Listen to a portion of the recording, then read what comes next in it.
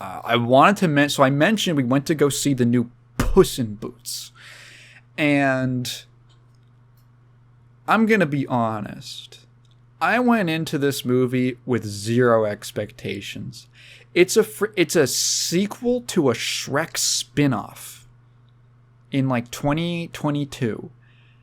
And she told me she wanted to see it, and I knew Kat wanted to see it because it's a kitty cat movie and it's a little baby cartoon for her baby brain. I love you, sweetheart. And I was like, whatever, it's for her. So we go in, and like always, we're like the only people in the theater. We weren't the only. There was a guy who sat like a grown man who came in, sat on the other side of the theater from us. And then there was like a family behind us who was like kind of, they didn't make too much. It could have been worse. It could have been worse in terms of how much noise they made. So I don't know, I'm like, okay, whatever. It's going to be what it is. And we watched the movie, and it was shockingly very good. It was, because she told me going in, she said, this movie has the highest Rotten Tomatoes score of any movie we've seen in theaters. And I was like, what? Puss in Boots 2, The Last Wish? It's higher than like The Northman? It's higher than like The Suicide Squad? I have to put emphasis on the, because people think I'm talking about the bad one. Higher than, what else have we seen in theaters that was good? I don't. We saw Sonic, but I didn't like Sonic that much. But I'm like, higher than those movies? Really? Like, you're kidding me. It was like a 99%. And then the next day I went down to like 96 or something. And I was like, what the hell? This has to be... What? What the heck? And I watched the movie, and I'm like, this is a good movie. This is quite good. There's a lot of things to like about it. It is... So, I guess I'll just get like the negative things out of the way first, which is... Excuse me, Jesus. Which really isn't very much. It's just that, like, it's not even really a negative. It's just, well, it's like a family movie. It's aimed to be, understandable for kids and all that. So there's that element of like, hey, we're just going to say what the moral is kind of thing. But like, other than that, honestly, that stuff wasn't even that egregious. It was like, okay, whatever. Other than that, it was like, this is a pretty, good movie, all like very well constructed. How do I describe it? There's a couple ways you can describe it. It's like, I looked over at her during the credits and I was like, this was like if Studio Trigger made a Shrek spin-off. Which is like a weird thing to say, but there's like action sequences in this movie that look like they were from like Kill la Kill. The opening sequence of the movie looks like one of those scenes from like, like that scene from like Attack on Titan, like the first season, like the first time that they go, it's the scene, it's the one. I don't even have to tell you which one it is. It's like exactly that. With like the like the speed and like this super dynamic direction and motion, and it's very like well blocked and storyboarded, and it's like Puss in Boots fighting off this like big rock monster, this like giant like rock mountain giant, and it's like really, I was like, this is pretty good. This is really a really well done little action sequence. It's very fast. I was like, the opening of the movie, super ADHD. And I was like, oh, is the whole movie going to be like this? And it's honestly not. But the opening is there to like grab your attention. And then he fucking dies. He fucking gets crushed to death by a church bell that falls on him. And I was, oh, he's dead as fuck.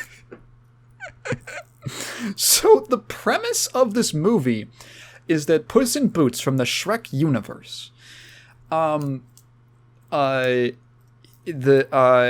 do the thing where it's like he's a cat, so he has 9 lives. And which like it's obviously like a tropey cliche thing, but it's like Shrek, and it's like, hey, fairy tale, nursery rhyme, even like wives' tale things. It's like acceptable. Cats have 9 lives. It's one of those things. It's kind of folksy. It sort of fits into the universe. And he's on his last one, and they have this montage of all these times that he's died. He's gotten like fucking burned to death. He's gotten like crushed by bowls. It's just like gruesome. Like nothing super gory. It's all like, I guess tastefully done for a family movie. I was like, oh, this is way more morbid than I was expecting. So he's on his last life, his 9th life, and he's not worried about it. But he has a brush with death. Literal death. It's like this it's this character design that's way too cool for this movie. It's like this white wolf in a cloak with like twin sickles who's like actually the Grim Reaper, and he like attacks Puss in Boots because he's come for his fucking life. And Puss in Boots gets all scared, and he's like, oh, fuck, maybe I do need to retire. And he goes to this, like, home for cats, this, like, rescue shelter for cats. And he's all, like, beaten, he's all washed up. And then he finds out that there's like, this enchanted forest that has a star in it that will grant you one wish. And he's like, oh, if I get I can wish for all my lives back, and then I can keep being an adventurer forever. So the whole movie turns into basically, I looked over at her during it, and I was like, at a certain point, like after the 30-minute mark, after the first act is like really all well and done, it basically turns into it's a mad world. I don't know if that was enough mads for the title. I forgot how many it has, but it literally turns into like it's a mad world, where there's like all of these characters, because there's like this map that leads to the star that gives you a wish. And there's like all of these characters who are trying to get to the star, and they all have their own motives, and they all want their own things. And it's all pretty clearly explained, even if it's relatively simple. But there's like enough expanding upon it and development, and it's fucking like, there's some extremely, like, the humor was a lot dark, like, more morbid than I was expecting. Like, a lot of on-screen death and murder. And there's, like, a part where they're, like, so one of the, I forget what the guy's name is. He's a character from, like, a nursery rhyme. He's kind of like the main villain. What's the nursery rhyme called? It's, like, Little Jack Horner, but he's Big Jack Horner. So he's like a nursery rhyme character, and he's like this fucking maniac. He's like this maniacal corporatist who's like a pie factory, and he's looking for this star because he's like insecure and he's upset that no one cares about him because he's a little nursery rhyme. So he's going to like. He literally states that he does not care about human life. And he has all these little cronies, and they just die in front of him, and he's like, whatever, what the fuck, whatever. And like a guy like there's like a plant that like literally swallows this man's like skin and not bones. He's just a skeleton. Like a plant comes down and goes, and literally slurps his fucking skin and muscle off, and he's a skeleton. And I was like, what the fuck? He's just dead? He just died? What? And then it turns into like this scene. They're in like this forest of killer plants. And then it turns into like a scene out of like Aliens or something. Or like in 40K when they get attacked by Tyranids. And it's just like, hey, everyone's fucking dying. I was like, what the shit? What? This is so much weirder than I thought it was gonna be. And yeah, I mean, it was like I don't know. It's just a pretty solid movie. There's some decent character work. It's simple enough for what it is, but it's got some stuff going on. It's extremely well directed. It has a much more it's much more stylized visually than like any of the other Shrek movies. It has kind of almost like a storybook sort of shading to it, where how would I describe it? It's like it's fairly got a sort of like, I don't know. I don't want to say like stock art style, but there'll just be like some kind of odd colored shading, like purple like lighting on a character's face, or their hat or something like that, or just like weird kind of colors that are like slightly surreal, I guess. And then also some stuff that's going at like a slightly.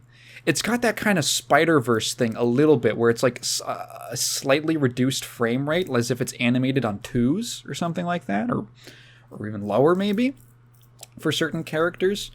Which is like, there's actually parts. There's like the trailer for Spider-Verse. I'm actually not a fan of how they do it, like for everything.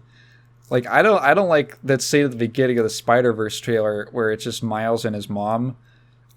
It's really weird because it's got that like limited. It's like it looks like the movie's dropping frames. I don't know. That's what it looks like, because the movement's too subtle. The movement's like too subtle. So when you like take some frames out, it's like it just looks choppy and weird, and it's like too distracting for my brain. It's fine when it's like there's a little more motion, I think, but yeah, I don't know. I don't think it's like universally good, but what the fuck was I talking about? Yeah, the movie kind of does a little bit of this, not in a way like that where I sort of dislike it, but I'm not saying Spider-Verse has bad animation. I just don't like it in that context, in like scenes like that. And Pussy in Boots 2 has sort of a similar, like, it's just more stylized look. I think it was a totally different. I think Kat mentioned it was like a totally different. Let me just look this up. Hang on. Totally different, like, team. What was the 2011? Man, I was like, yeah. Wow, I didn't realize it was that old. The original. Man. What a weird, like, that made me even less. Yeah, because I was like, didn't that movie come out, the original come out forever ago?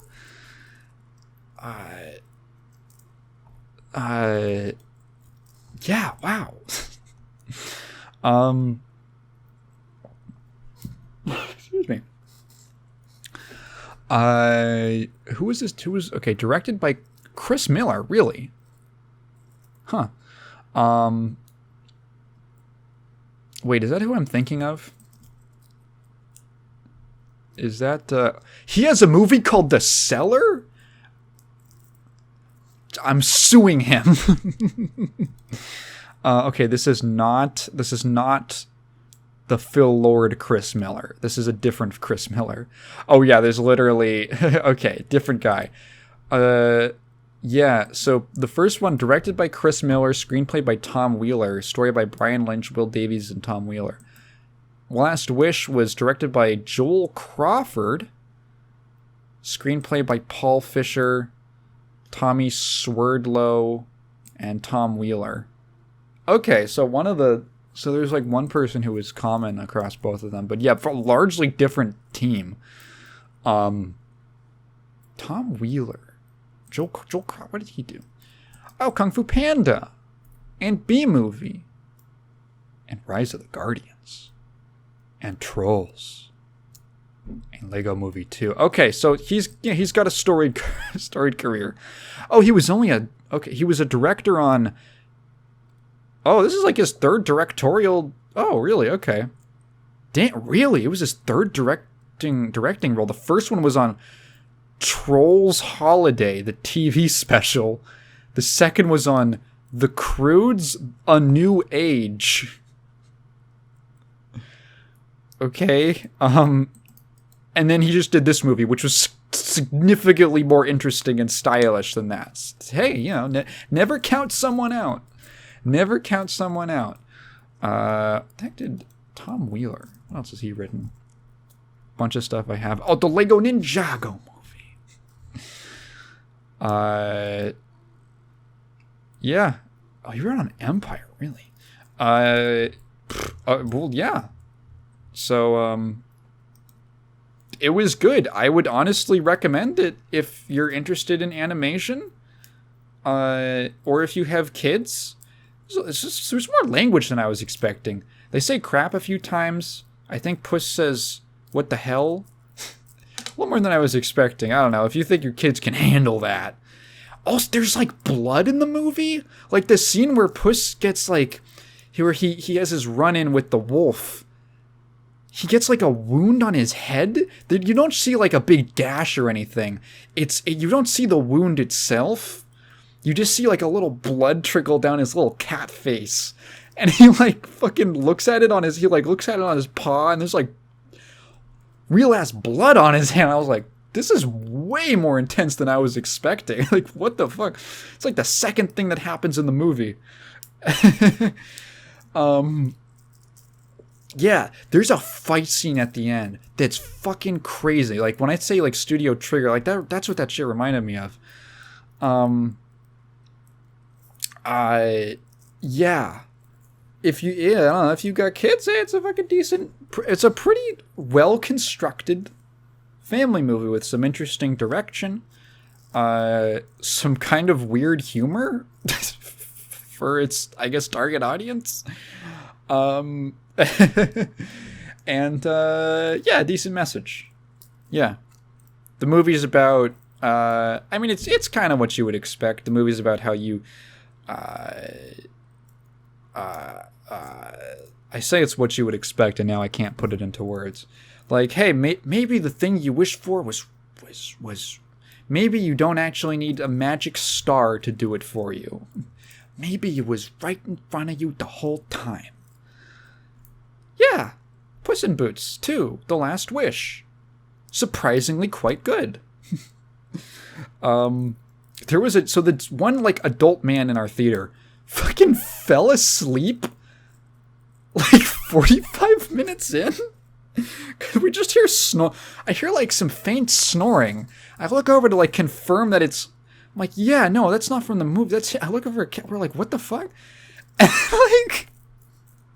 like 10 minutes, 15 minutes later, he wakes up, like stands up and like stumbles out of the theater.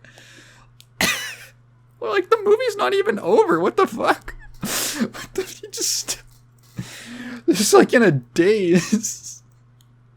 And then like 5 minutes before the film's over, the family behind us starts getting up, which wouldn't be too bad.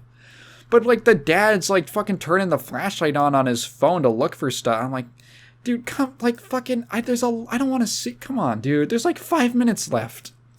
And you know what's so funny is they were trying to go home early. Guess what? I stood next to them on the bus stop. Yeah, we watched not only the rest of the movie, we watched the whole credits in case there was something after the credits. We were just kind of chatting because we were the only people left in the theater. And we watched the whole credit. There's nothing at the end of the credits, by the way. We watched the whole thing, and then we walked out, and then I walked to the bus stop. I waited with her for her bus to come, saw her off. I walked to my stop. The same family was there. They'd been waiting there the whole time. You didn't even save any time on that. All you did was spend more time in the cold. Oh, it reminds me of growing up. My dad always had this thing. So there's this road where we grew up in Illinois. Ridge. Was it on Ridge? Yeah, it was Ridge. It's a street in Chicago, and Ridge is designed, or specifically the part that's in Evanston, which is the city just north of Chicago. where I kind of grew up half. I was technically born there, and I grew up like half there. I grew up on like this weird like border. Anyway, it's a long story. So Ridge, it's also in like it also cuts through Evanston, and it's literally the lights are designed so that if you drive around 30 miles per hour, you will hit greens the whole way. Like if you start on if you're you're on a green, if it turns green, you go and you just hit 30, you will just fly through. You will hit 0 reds. It's specifically designed to be as efficient as possible if you just go the right way.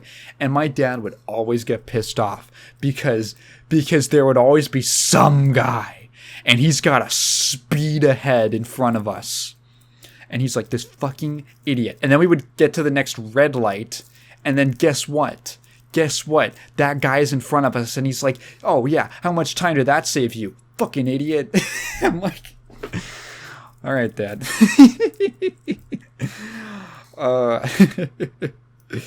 That's what that. Oh my God.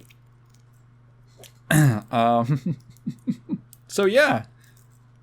What the? Oh yeah, Puss in Boots. Good movie. Pretty good.